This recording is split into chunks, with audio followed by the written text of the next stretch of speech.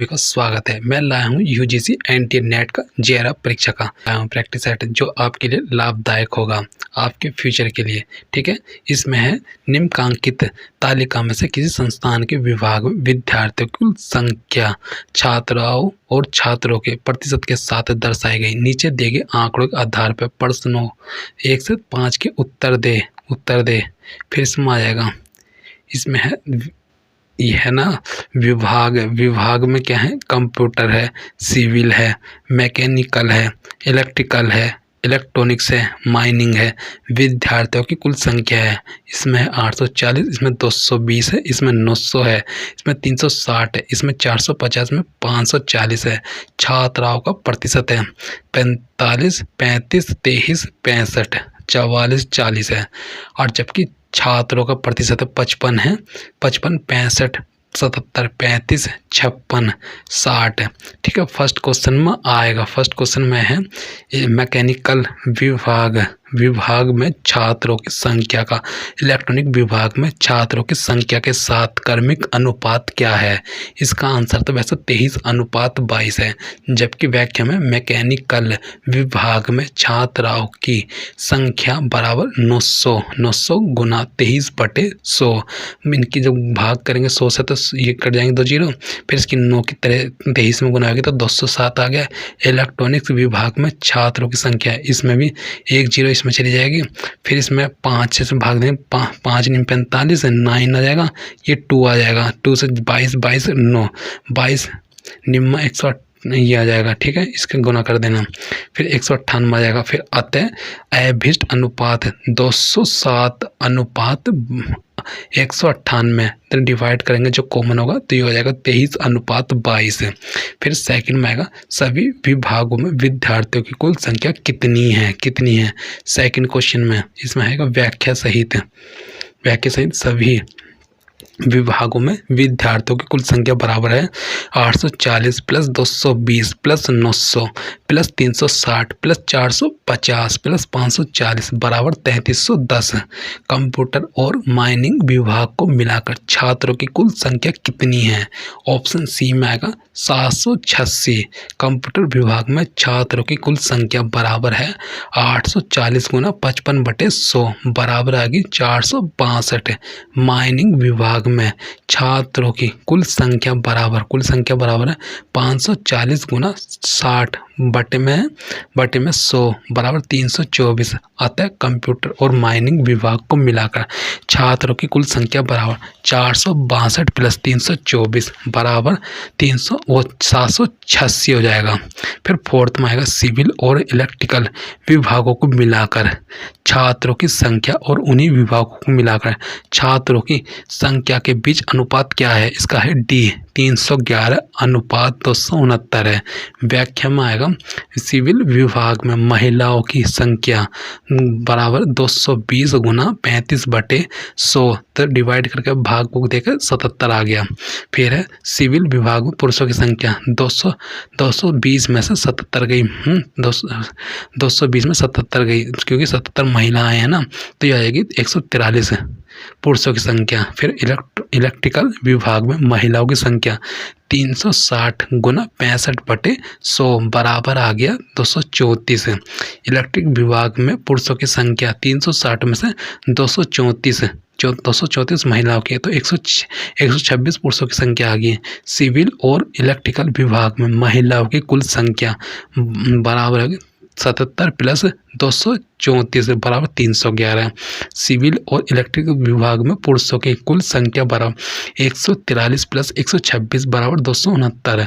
अतः अभिष्ट अनुपात 311 अनुपात 269 आ गया। फिर इसमें आएगा 5th नंबर में पूरे संस्थान में छात्रों का औसत कितना प्रतिशत है। इसमें है ऑप्शन 42.0% है।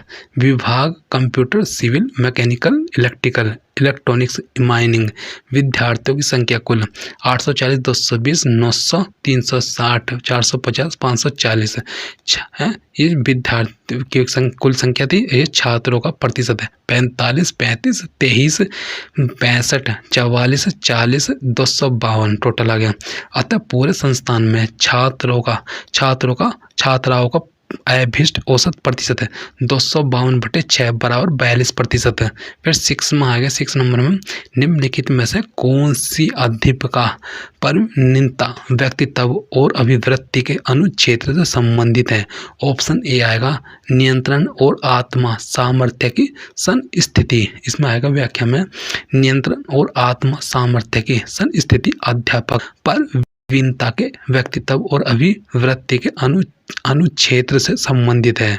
7 में आएगा उन शिक्षण कार्य नीतियों की पहचान कीजिए जो अप्रत्यक्ष अनुदेश में अपनाई जाती है। इसकी आएगी व्याख्या सहित में आएगा इसमें है अप्रत्यक्ष अनुदेश में अपनाई जाने वाली कार्य नीतियां हैं। प्रत्यक्ष और परोक्ष दृष्टांतों पर बल देना, पूछताछ आधारित प्रश्न उत्तर सत्र का आयोजन करना, छात्रों के मध्य समस्या समाधान उपागम को बढ़ावा देना। फिर इसमें आएगा 8 में शिक्षण के कौन से स्तर पर अध्यापक की भूमिका अंततः क्रियात्मक होने के बजाय सक्रिय होती है। ऑप्शन ए में आएगा स्मृति स्तर। फिर इसमें आएगा व्याख्या में इस शिक्षण के स्मृति स्तर पर अध्यापक की भूमिका अंततः क्रियात्मक होने के बजाय अधिक सक्रिय होती है। इस स्तर पर शिक्षण अधिगम प्रक्रिया मूलतः उद्दीपन प्रतिक्रिया पर आधारित होती है। सूची फर्स्ट को सूची सेकंड के साथ सम्मिलित कीजिए। इसमें सूची फर्स्ट में माप का पैमाना, सूची सेकंड में विशेषताओं का चित्रण। फिर इसमें आएगा ए में आएगा नामित ठीक है। इसमें है वर्गीकरण। इसमें आएगी व्याख्या सहित आएगा माप का पैमाना और विशेषताओं का चित्रण। नामित में आएगा वर्गीकरण, क्रमिक में आएगा वर्गीकरण और क्रम। फिर अंतराल में आएगा वर्गीकरण क्रम और इकाइयों की समानता। अनुपात में आएगा वर्गीकरण क्रम अनुपात। क्रम देखो वर्गीकरण क्रम इकाइयों की समानता और निरपेक्ष शून्य। नीचे 2 कथन दिए गए हैं। कथन फर्स्ट में है अप्रत्यक्ष अनुदेशन शिक्षण और अधिगम का वह उपागम है जिसमें प्रक्रिया पूछताछ और विषय वस्तु संप्रत्य आधारित है और संदर्भ कोई समस्या होती है। कथन सेकंड में आएगा मानक संदर्भित परीक्षण के प्रदत्त विद्यार्थियों की किसी प्रवीणता समुच्चय पर अर्जित अधिकार संबंधी दक्षता के स्तर बनाते हैं। उपयुक्त कथनों के आलोक में निम्नलिखित विकल्पों में से सही उत्तर चुनें। ऑप्शन आएगा सी में आएगा कथन फर्स्ट सत्य किंतु कथन गलत सेकंड है। फिर इसमें आएगा सी में ये कथन फर्स्ट सत्य है। अप्रत्यक्ष अनुदेशन शिक्षण और अधिगम का वह उपागम है जिसमें प्रक्रिया पूछताछ है, विषय वस्तु संप्रत्य आधारित है और संदर्भ कोई समस्या होती है। कथन सेकंड गलत है। मानक संदर्भित परीक्षण एक प्रकार का परीक्षण है जो किसी कक्षा अथवा समूह में किसी छात्र की स्थिति पूर्व निर्धारित विशेषताओं के संदर्भ में बताता है।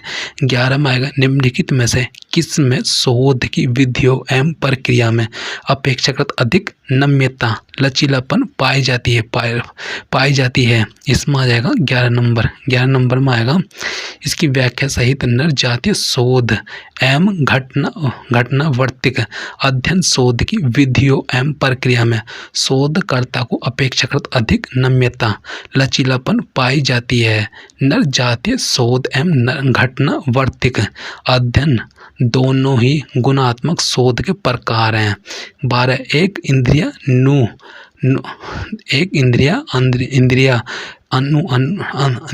इंद्रियानुभविक शोध के तहत शोधकर्ता प्रदत्त विश्लेषण हेतु अपरामितिक परीक्षण का अनुप्रयोग करता है तथा यह पाता है कि गणित सांख्यिकी का मानक 0.05 स्तर पर सार्थक है। इसके बाद उसे किस तरह का निर्णय इस आधार पर करना चाहिए। 12 का आएगा 12 का डी में आएगा केवल ए और सी। डी में आएगा यदि एक इंद्रियानुभविक शोध के तहत शोधकर्ता प्रदत्त विश्लेषण हेतु मितिक परीक्षण का अनुप्रयोग करता है तथा यह पाता है कि सार्थक स्तर के 5 स्तर 0.05 मान पर सार्थक है। इस आधार पर शोधकर्ता शून्य परिकल्पना H0 को अस्वीकृत तथा विकल्पात्मक परिकल्पना H1 को स्वीकृत करेगा। फिर 13 में आएगा निम्नलिखित में से कौन सी गैर संभाव्यता प्रतिदर्श प्रतिचयन विधि है। 13 में आएगा डी, वो बी आएगा। बी 13 का बी निर्णय आधारित प्रतिचयन। बी में तो यह BDE है, तो निर्णय आधारित प्रतिचयन स्नोबॉल प्रतिचयन कोटा अथवा अनुपातिक चयन और गैर संभाव्यता आधारित प्रतिदर्श प्रतिचयन विधियां हैं। गैर संभाव्यता आधारित प्रतिचयन विधियों में संवर्ग के सभी तत्वों के प्रतिदर्श में चयनित होने की संभावना एक समान होती है। में आएगा नीचे 2 कथन दिए गए, एक को अभिकथन ए और दूसरे को तर्क आर कहा गया है। अभिकथन ए, सिद्धांत और व्यवहार के बीच अंतर कम करने के लिए आधारभूत एवं व्यवहार शोध दोनों स्वरूपों को प्रोत्साहन देना आवश्यक है। तर्क आर में आएगा आधारभूत शोध सिद्धांत निर्माण पर ध्यान केंद्रित करता है और व्यवहार शोध प्रत्यक्ष रूप में विविध व्यवहारिक स्थितियों में सिद्धांत की प्रयोज्यता पर लक्षित होता है। उपर्युक्त कथनों के आलोक में निम्नलिखित विकल्पों में से सही उपयुक्त उत्तर चुनें। ऑप्शन ए आएगा, इसमें आएगा ए और आर दोनों सही हैं और आर एक की सही व्याख्या है। व्याख्या में आएगा इसमें ए और आर दोनों सही हैं। आर एक की सही व्याख्या है। सिद्धांत और व्यवहार के बीच अंतर कम करने के लिए आधारभूत एवं व्यवहारगत शोध दोनों स्वरूपों को प्रोत्साहन देना आवश्यक है। आधारभूत शोध सिद्धांत निर्माण पर ध्यान केंद्रित करता है अथवा ज्ञान के कोश में अभिवृद्धि करता है। व्यवहार शोध प्रत्यक्ष रूप से विविध व्यवहारिक स्थितियों में सिद्धांत की प्रयोज्यता अथवा समाज द्वारा सामना की जा रही विशेष व्यवहारिक समस्याओं का हल सुलझाने पर लक्षित होती है। फिर इसमें आएगा, इसमें है नीचे दिए गए कथन है। फर्स्ट में आएगा अभी कथन है, इसमें गुणवत्तापरक शोध एक व्यापक पद है जिसका तात्पर्य उन विभिन्न शोध रणनीतियों से है जो किन्हीं विशेषताओं को साझा करती है। संग्रहित पद्धतों को सॉफ्ट नाम दिया गया है अर्थात वे विवरण में प्रचुर होती हैं। कथन सेकंड में आएगा, इसमें आएगा परिमाणात्मक शोध प्रमुखता परिकल्पनात्मक निगमनात्मक प्रकृति का होता है तथा पद्धत विश्लेषण हेतु अधिकतर सांख्यिकी विधियों का अनुप्रयोग करता है। इसमें आ जाएगा, इसमें है ए में आएगा गुणात्मक शोध एक व्यापक पद है जिसका तात्पर्य उन विभिन्न शोध रणनीतियों से है जो निम्न विशेषताओं को साझा करते हैं।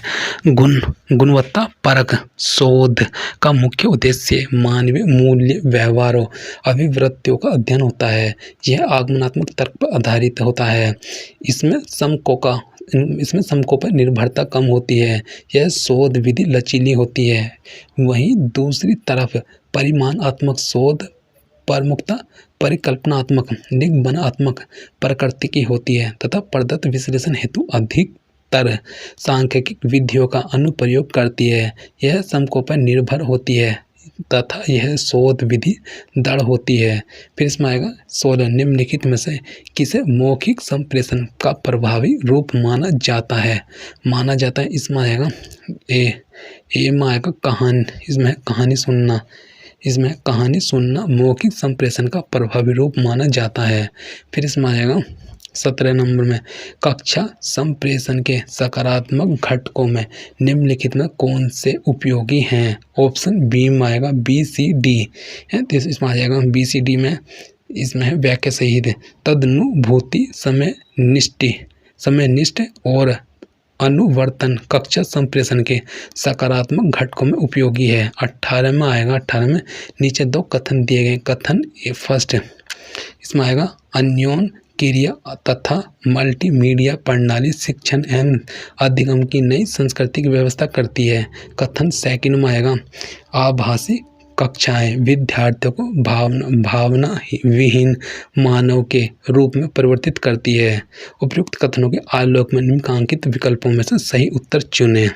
फिर इसमें आएगा 18 में से आएगा कथन फर्स्ट सही है किंतु कथन सेकंड गलत है।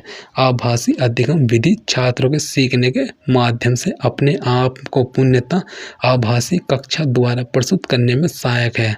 आभासी कला बच्चों को कभी भी कहीं भी किसी भी स्थान समय की सीमा को समाप्त करने तथा सभी से आभासी रूप में जुड़ने के लिए सहायक होता है। संदेश प्रक्रिया के चरणों के क्रम की पहचान कीजिए। इसमें आ जाएगा संदेश प्रक्रिया के चरणों के क्रम है अवबोधन, समझना, चयन, अभ्यांतरीकरण, क्रिया आएगा। सूची फर्स्ट को सूची सेकंड से सम्मिलित कीजिए। इसमें आएगा व्याख्या सहित सही सुमिलित सूची है। इसमें समाचार पत्र, इसमें आएगा ब्रॉडशीट, रेडियो एवं दूरदर्शन प्रसारण, सामाजिक मीडिया नेटवर्किंग, फिर मल्टीमीडिया में आएगा श्रवण, दृश्य तथा छायाचित्र। फिर 21 में एक पार्क में A, B, C, D, E और F बैठे हैं। C D के पति का भाई है और A का पुत्र F D की पुत्री है तथा E की बहन है। इसमें आएगा व्याख्या सहित में प्रश्न से संबंधित चित्र में आएगा ये A से C से B से D से F से E। तो A C का पति है, A C का पति हो गया। फिर C और B भाई है, B और D क्रम से पति पत्नी हैं। F और E A और B के क्रम से पुत्र पुत्री हैं। फिर अतः सही कथन है E A का पौत्र है, B F का पिता है, C E का चाचा है। फिर 22 में आएगा 22 में दो व्यक्तियों A और B की आयु का अनुपात 3:4 है और B तथा C की आयु का अनुपात 4:5 है। यदि तीनों की औसत आयु 40 वर्ष हो तो B की आयु कितनी है? तो ये दिया है ए बी बराबर इतना, बी सी बराबर इतना, चूँकि दोनों अनुपात में क्रम से सीमित है अतः इसका मान दोनों अनुपात में समान होना चाहिए। अतः ए बी सी बराबर A अनुपात बी अनुपात सी बराबर 3:4 4:5 है। माना उनकी क्रम से उम्र 3x 4x और 5x है। तो 3x plus 4x plus 5x बटे 3 बराबर 40 है। तो ये 12 हो गए टोटल ऊपर। फिर इस 12 से 4 को भाग देंगे, ऐसे इसमें कर देंगे तो ये हो जाएगा, ये है x बराबर 40 गुना 3/12। यह 3 से 12 को 4 आ गया, 4 से देखिए 10 आ जाएगा, x का मान 10 आ गया इसलिए। और b अतः b की उम्र 4x है तो 40 होगी, 40 वर्ष होगी b की। फिर इसमें आ जाएगा, इसमें 23 नंबर में यदि कुछ पेन पेंसिल है परंतु कोई पेंसिल शॉर्पनर नहीं है तब इसमें आएगा व्याख्या सहित में पेन पेंसिल है कुछ है ना और शॉर्पनर नहीं है। दिए गए कथन से कोई निष्कर्ष नहीं निकाला जा सकता। नोट आयोग ने इस प्रश्न का उत्तर ए माना है। ए में क्या है? ए में है सभी पेंसिल पेन है। फिर है इसमें आएगा 24 में आएगा 100 मीटर की एक दौड़ में ए ने बी को 10 मीटर या 2 सेकंड से हराया। ए की गति क्या है? इसमें आएगा डी में आएगा 20 किलोमीटर प्रति घंटा। तो दिया है कुल दूरी बराबर 100 मीटर। प्रश्न अनुसार बी द्वारा लिया गया समय ए द्वारा लिया गया समय plus 2 second T B minus T A plus -2 है। समीकरण 1 बी 10 मीटर की दूरी तय करने में 2 सेकंड लेता है अतः बी की चाल TV 10/2 बराबर 5 मीटर प्रति सेकंड। फिर इसमें आएगा B आता है B द्वारा 100 मीटर की दूरी तय करने में लगा समय। TV बराबर 100/5 बराबर 20 मीटर प्रति सेकंड। समीकरण फर्स्ट से 20 बराबर TA+2, तो TA बराबर 20 - 2 बराबर TA बराबर, इसलिए TA बराबर 18 सेकंड। A 100 मीटर की दूरी तय करने में 18 सेकंड समय लेता है, अतः एक ही चाल VA बराबर 100/18 मीटर प्रति सेकंड। VA बराबर 100/18 गुना 18/5 किलोमीटर प्रति घंटा। तो VA बराबर हो गया 18 से 18 कट गया और 5 से हो गया 100 को, तो 20 आ गया 20 किलोमीटर प्रति घंटा। 25 में आ गया 3 पाइप एक टंकी को 4 घंटे में भर सकते हैं। यदि उनमें से 2 पाइप प्रत्येक टंकी को भरने में 8 और 12 घंटे का समय लेते हैं, तो तीसरे पाइप को टंकी भरने में कितने घंटे का समय लगेगा? तो इसका आंसर 24 घंटे आ गया। लेकिन इसकी व्याख्या से माना पाइप N, Y और Z है, दिया है N + Y + Z बराबर द्वारा मिलकर लगा समय 4 घंटा, N द्वारा लगा समय 8 घंटा, Y द्वारा लगा 12 घंटा। अतः टंकी की क्षमता है 4, 8 और 12 का लघुत्तम सामर्थ्य 24 इकाई है। अतः N की क्षमता 24/8, तो 8 से 24 को 3 इकाई, और Y की 12 24 से तो 2 आ गई, 2 इकाई। फिर इसमें आएगा X वो N + Y + Z की क्षमता बराबर 24/4 बराबर 6 आ गई इकाई। अतः Z की क्षमता 6 - 3 + 2 बराबर है 6 - 5 बराबर 1 इकाई। अतः Z द्वारा टंकी भरने में लगा 24/1 बराबर 24 घंटा। फिर निम्नलिखित में से कौन से संपत्ति ने अनुमान को एक ज्ञान के स्रोत के रूप में स्वीकार नहीं किया? इसमें आएगा 26 में आएगा C बराबर 4 वाक्य संप्रदाय ने अनुमान को ज्ञान के किया। फिर नीचे 2 कथन दिए गए जिनमें एक को अभिकथन और दूसरे को तर्क आर कहा गया। अभिकथन ए में है पदार्थ सदैव सभी विधियों का विषय है। तर्क आर में पदार्थ स्वयं विद्वान एवं स्वयं विचारित होता है। फिर इसकी है कि व्याख्या सहित में आएगा ए और आर दोनों सही हैं, परंतु आर ए की सही व्याख्या है। पदार्थ सदैव सभी विधियों का विषय है और पदार्थ स्वयं विद्वान एवं स्वयं विचारित होता है। 28 नीचे 2 कथन दिए गए हैं। फर्स्ट में आएगा तालाब का पानी मटमैला, विगत रात आवश्यक बरसात हुई होगी। उपरोक्त कथनों में से किस प्रकार के अनुमान का प्रयोग किया गया? निम्नलिखित सही विकल्प चुनें। इसमें ए में आएगा तालाब का पानी मटमैला, विगत रात अवश्य बरसात हुई होगी। उपरोक्त कथन में शेषवत अनुमान का प्रयोग किया गया है। सूची फर्स्ट को सूची सेकंड का सम्मिलित कीजिए। 29 में इसकी सही है सूची व्याख्या सहित है। दार्शनिक सिद्धांत, दार्शनिक विचारधारा, स्यासवाद का है जैन दर्शन, फिर अनु उपलब्धि वेदांत, फिर अपो में आएगा बौद्ध दर्शन, अभाव में आएगा न्याय। फिर बौद्ध मत द्वारा निम्नलिखित में कौन से प्रमाण को स्वीकार किया गया? ऑप्शन डी में आएगा प्रत्यक्ष।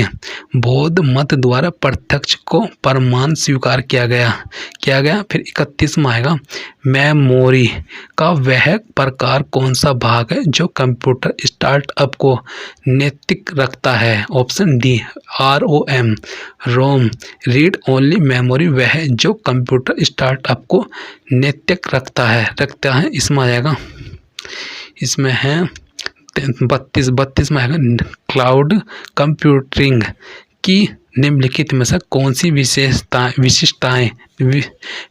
विशेषताएं हैं? इसमें आ जाएगा व्याख्या सहित क्लाउड कंप्यूटिंग कंप्यूटर सिस्टम संसाधनों विशेष रूप से डाटा भंडारण, क्लाउड स्टोरेज और कंप्यूटिंग पावर की ऑन डिमांड उपलब्धता है जो उपयोगकर्ता द्वारा सीधे सक्रिय नहीं है। वर्तमान में लार्ज क्लाउड अक्सर प्रमुख केंद्रीय सर्वर से कई स्थानों पर डाटा वितरित करने का कार्य करता है। फायर वॉल एक सॉफ्टवेयर टूल है जो निम्नलिखित में से किसकी रक्षा करता है? इसमें से आएगा 33 में आएगा डी में आएगा फायर वॉल एक सॉफ्टवेयर टूल होता है जो आने और जाने वाले ट्रैफिक को इंटरनेट पर कंप्यूटर और सर्वर के बीच होता है। 34 में ब्लॉग शब्द निम्नलिखित में किस शब्द से प्राप्त किया गया है? फिर इसमें आएगा ब्लॉग शब्द से पीटर मेरहोल्ज द्वारा प्रदान किया गया। ब्लॉग विद्यार्थियों, शिक्षकों, व्यापारियों एवं आम जनता द्वारा उपयोग किया जाने वाला एक पोर्टल है। फिर सूची फर्स्ट को सूची सेकंड के साथ सम्मिलित कीजिए। इसका है व्याख्या सहित। इसमें है इनपुट का आएगा इनपुट का है माउस। फिर आउटपुट का आएगा मॉनिटर। मेमोरी का आएगा कैच। फिर सॉफ्टवेयर का आएगा पाइथन। फिर 36 में निम्नलिखित में से कौन से समझौते अभिसमय प्रोटोकॉल्स सदस्य राष्ट्र पक्षों पर विधिक रूप से बाध्यकारी कार्य है? इसमें आएगा बी में आएगा वह समझौते अभिसमय प्रोटोकॉल्स जो राष्ट्र पक्षों पर विधिक रूप से बाध्यकारी है। जैविक विविधता अभिसमय मॉनिट्रियल प्रोटोकॉल। फिर इसमें है 37 नंबर में नीचे दो अभिकथन दिए गए हैं जिसमें एक को अभिकथन और दूसरे को तर्क आर कहा गया है। अभिकथन ए में आएगा जैव ऊर्जा के उत्पादन से कार्बन डाइऑक्साइड के उत्सर्जन को अधिकांश उत्सर्जन सूची और जलवायु प्रभाव अध्ययनों को पारंपरिक रूप से अपवर्जित किया गया है। फिर तर्क आर में आएगा जैव ऊर्जा से संबंध कार्बन डाइऑक्साइड के उत्सर्जन जीवाश्म ईंधनों के ज्वलन की तुलना में महत्वपूर्ण रूप से कम होते हैं। इसमें आएगा व्याख्या सहित। इसमें है व्याख्या सहित अभिकथन और तर्क दोनों सही हैं और तर्क अभिकथन की सही व्याख्या नहीं करता। जैसे ऊर्जा के उत्पादन में कार्बन डाइऑक्साइड के उत्सर्जन की अधिकांश उत्सर्जन सूची और जलवायु प्रभाव अध्ययनों को पारस्परिक रूप से अपवर्जित किया गया है क्योंकि कार्बन डाइऑक्साइड का उत्सर्जन का प्रयोग विकासशील बायोमास द्वारा प्रकाश संश्लेषण में प्रयोग कर लिया जाता है, अतः यह न्यूट्रल हो जाता है। फिर 38 में आएगा पवन ऊर्जा पवन के वेग के प्रति अत्यधिक संवेदनशील है क्योंकि पवन शक्ति निम्नलिखित में से किस एक के प्रत्यक्ष अनुपात में होती है? इसमें 38 में आएगा 38 में पवन शक्ति के लिए सूत्र है P बराबर KCP x 1/2 x integral AV cube, जहाँ P पवन शक्ति है, C बराबर अत्यधिक शक्ति गुणांक है, P बराबर इंटीग्रल पवन घनत्व है, V बराबर पवन वेग है, K बराबर स्थिरांक, अतः पवन शक्ति वेग के प्रत्यक्ष अनुपात में होता है। 39 में भुक्त शेष जल के भौतिक उपचार के दौरान निम्नलिखित में से कौन सा प्रचालन का सही क्रम है? इसमें आएगा बी में आएगा भुक्त शेष जल के भौतिक उपचार के दौरान प्रचालनों का सही क्रम है स्क्रीनिंग, सेडिमेंटेशन, फ्लूकेशंस, फिल्ट्रेशंस। फिर 40 में आएगा नीचे दो कथन दिए गए हैं जिनमें से एक को अभिकथन और दूसरे को तर्क आर कहा गया। अभिकथन ए में आएगा कार्बन मोनोऑक्साइड CO एक गंभीर स्वरोधक है, इसके एक लघु अंश के ध्वसन से घातक स्वास्थ्य मसले उत्पन्न हो सकते हैं। तर्क आर रक्त में विद्यमान हीमोग्लोबिन का ऑक्सीजन की तुलना में कार्बन मोनोऑक्साइड के प्रति अधिक सहज संबंध होता है। इसमें आ जाएगा उपयुक्त कथनों के आलोक में निम्नलिखित विकल्पों में से सर्वाधिक उपयुक्त उत्तर चुनें। इसमें आएगा अभिकथन और तर्क दोनों सही हैं, तथा तर्क अभिकथन की सही व्याख्या है। कार्बन मोनोऑक्साइड गंभीर समस्याओं का जनक है, जैसे सर दर्द, चक्कर आना, उल्टी, श्वसन समस्याएं आदि, और कार्बन मोनोऑक्साइड की अधिक मात्रा के कारण अचेतन तथा मौत जैसी अवस्था भी आ सकती है। फिर सूची फर्स्ट को सूची सेकंड से सम्मिलित कीजिए। सूची फर्स्ट में वेदांग और सूची सेकंड में उनसे संबंधित विषय दिए गए हैं। व्याख्या सहित है।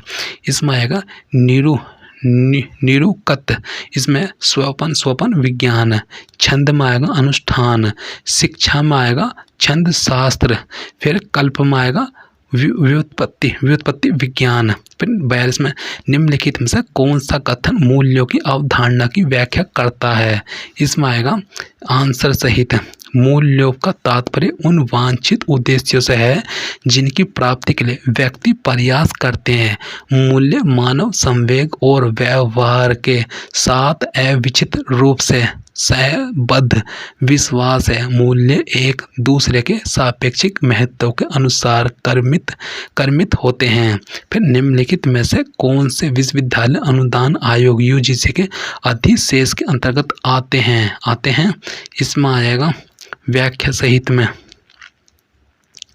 इसमें विश्वविद्यालय अनुदान आयोग यूजीसी 28 दिसंबर 1953 को अस्तित्व में आया और विश्वविद्यालय में शिक्षण, परीक्षण और अनुसंधान के मानकों के समन्वय, निर्धारण और रखरखाव के लिए 1956 में संसद के एक अधिनियम द्वारा भारत सरकार का संवैधानिक संगठन बन गया। यूजीसी के अधिदेश हैं विश्वविद्यालय शिक्षा का प्रोत्साहन और समन्वयन, विश्वविद्यालय में शिक्षण, परीक्षा और शोध के मानकों का निर्धारण, अनुश्रवण, शिक्षा के न्यूनतम मानकों के बारे में विनियमों का बनना, विद्यालयों और महाविद्यालयों का अनुदान का संवितरण और विनियमन। नीचे दो कथन दिए गए हैं। कथन फर्स्ट में आएगा शैक्षिक अवसरों को समानता शिक्षा में समता प्राप्त करने की एक पूर्व शर्त है। फिर कथन सेकंड में शैक्षिक अवसरों की समानता के बिना शिक्षा में समता प्राप्ति की जा सकती है।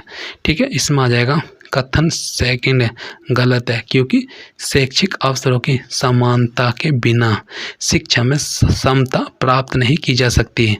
फिर 45 यूजीसी द्वारा उच्च शिक्षा संस्थानों में प्रारंभ की गई विकल्प आधारित क्रेडिट प्रणाली CBCS के क्या लाभ हैं। इसमें आएगा व्याख्या सहित में। यूजीसी द्वारा उच्च शिक्षा संस्थानों में प्रारंभ की गई विकल्प आधारित क्रेडिट प्रणाली CBCS के लाभ हैं। यह छात्र केंद्रित है। इसमें छात्रों को अंतर विद्यापरक, अंतर विषयक और अंतर विषयक पाठ्यक्रमों के चयन की अनुमति दी जाती है। यह शिक्षा को वैश्विक मानकों के समकक्ष बनाता है। यह विभिन्न समयों पर भिन्न संस्थानों में अध्ययन करने में गतिशीलता प्रदान करता है। फिर इसमें आ जाएगा, इसमें ही व्याख्या है। ये गद्यांश है, गद्यांश को पढ़ना ध्यान पर और उसके आंसर देना। फिर 46 में आएगा। 46 में किसी उद्देश्य आधारित प्रबंध MBO में संगठन को निम्नलिखित में से किस पहचान करने के माध्यम से प्रबंधित किया जाता है। ऑप्शन बी में आएगा साझा उद्देश्यों की। किसी उद्देश्य आधारित प्रबंधन MBO में संगठन को साझा उद्देश्यों की पहचान करने के माध्यम से प्रबंधित किया जाता है। 47 में आएगा। 47 में उद्देश्य आधारित प्रबंधन की पूर्व शर्त निम्नलिखित में से किस पर केंद्रित है। ऑप्शन सी में आएगा सहभागितापूर्ण प्रक्रिया। उद्देश्य आधारित प्रबंधन की पूर्व शर्त सहभागितापूर्ण प्रक्रिया पर केंद्रित है। 48 में आएगा। 48 में इस प्रकार के प्रबंधन अवधारणा की महत्वपूर्ण विशेषता निम्नलिखित में से किससे संबंधित है। इसमें आ जाएगा किससे संबंधित व्याख्या से। इस प्रकार के प्रबंधन अवधारणा की महत्वपूर्ण विशेषता परिणामों पर ध्यान रखते हुए उत्तरदायित्व को साझा करना है। फिर 49 में आएगा दिए गए संदर्भ के अनुसार कोई संगठन किस प्रकार से प्रभावी रूप में कार्य करता है। इसमें आएगा दिए गए संदर्भ के अनुसार कोई संगठन साझेदारीपूर्ण पर विधि मोड में निष्पादन लक्ष्य की पहचान करके और उनको कार्यान्वित करके प्रभावी रूप से कार्य करता है। उद्देश्य आधारित प्रबंधन में निहित दर्शन है, इसमें आ जाएगा उद्देश्य आधारित प्रबंधन में निहित दर्शन किसी दी